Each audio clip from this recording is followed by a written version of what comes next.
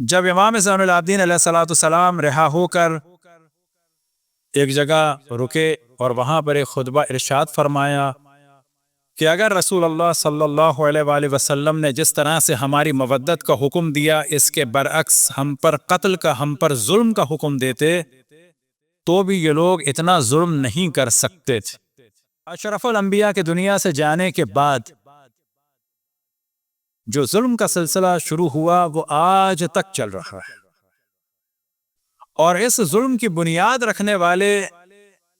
وہ لوگ تھے کہ جو بظاہر تو مسلمان تھے لیکن در حقیقت منافق تھے۔ اشرف الانبیاء نے مولا امیر المومنین کی امامت اور ولایت اور وصایت کا اعلان اول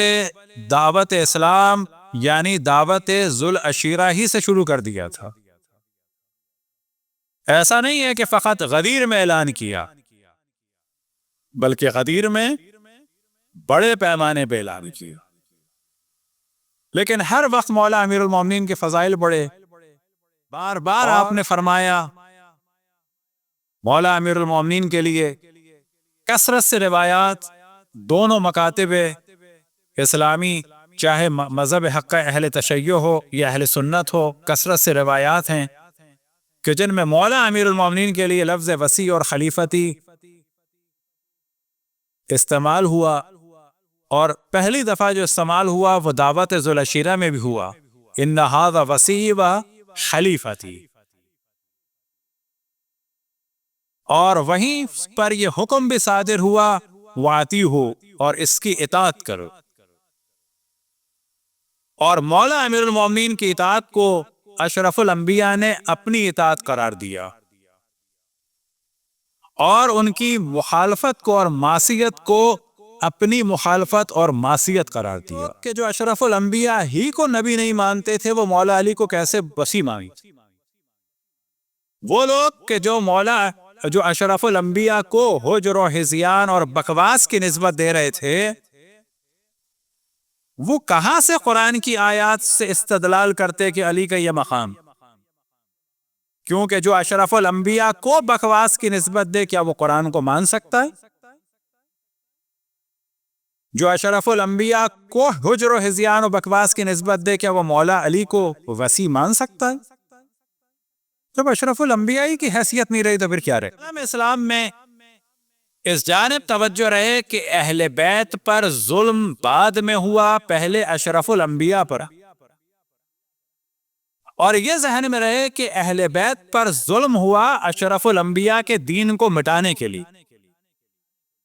اور یہ ذہن میں رہے کہ جو تیر چل رہے تھے اہل بیت کی جانب وہ در حقیقت اہل بیت کی جانب نہیں بلکہ رسول اللہ کی جانب چل رہے تھے۔ یہ تیر چل رہے تھے توحید پر، یہ تیر چل رہے تھے نبوت پر، لیکن ان کا دفاع کرنے کے لیے امامت آگے تھی۔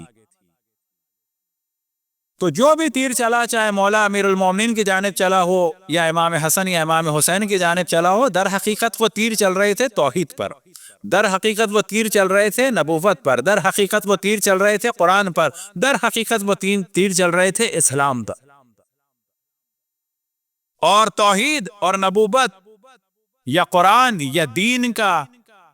حفاظتی جو نظام تھا وہ امامت تھا۔ جب بھی مذہبی گفتگو ہو تو ہمارا ایک حق ہے کہ اپنے نظریات کو ہم بیان کریں، اور یہ ذہن میں رکھیں کہ اپنے لوگوں سے حقائق چھپانا ایک خیانت ہے اور دوسروں سے حقائق چھپانا ایک دوسری خیانت ہے۔ لیکن ہاں، اس بات کی جانب توجہ رہے کہ جتنے ادیان کے ماننے والے ہیں سب کا احترام ہے، چاہے وہ ہندو ہوں، سکھ ہوں، بدھسٹ ہوں، کنفیوشس ہوں، جین ہوں، یہودی ہوں، عیسائی ہوں، سب کے ماننے والوں کا احترام کریں۔ کس اعتبار سے کہ یہ سب کے سب انسان ہیں، کسی سے بھی انسان کوئی بحث نہ کرے۔ پھر مسلمانوں میں جتنے بھی ہیں سنیوں میں جو بھی مکاتب فکر ہیں سب ہمارے بھائی ہیں، جان ہیں۔ تو یہ ذہن میں رکھیں کہ تمام ادیان، تمام مذاہب کا احترام ہے، لیکن کسی کو بھی ڈسکرمنیٹ کرنا کسی پر بھی ظلم کرنا، کسی کو بھی دھتکارنا بالکل غلط، حتیٰ کوئی ایتھیسٹ کیوں نہ ہو۔ ہم مسلمان ہیں،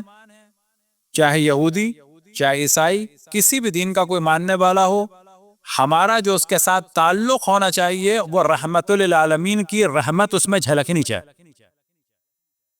ایتھیسٹ بھی ہے تو اس کے ساتھ بھی ایک رحمت کا جلوہ نظر آنا چاہیے، کیونکہ ایک بہت بڑی تعداد ایسی ہے جو حقائق نہیں جانتی، ان کو حقائق بتانے ہیں۔ اب ممکن ہے کہ آپ میں سے کوئی کہے کہ حتیٰ ایتھیسٹ کے ساتھ، ہاں ایتھیسٹ کے ساتھ بیچارے بعض کو نہیں پتا چیزیں، کیا واقعا ایسا ہے کہ ائمہ بھی نرمی کرتے تھے؟ ہاں بالکل کرتے تھے۔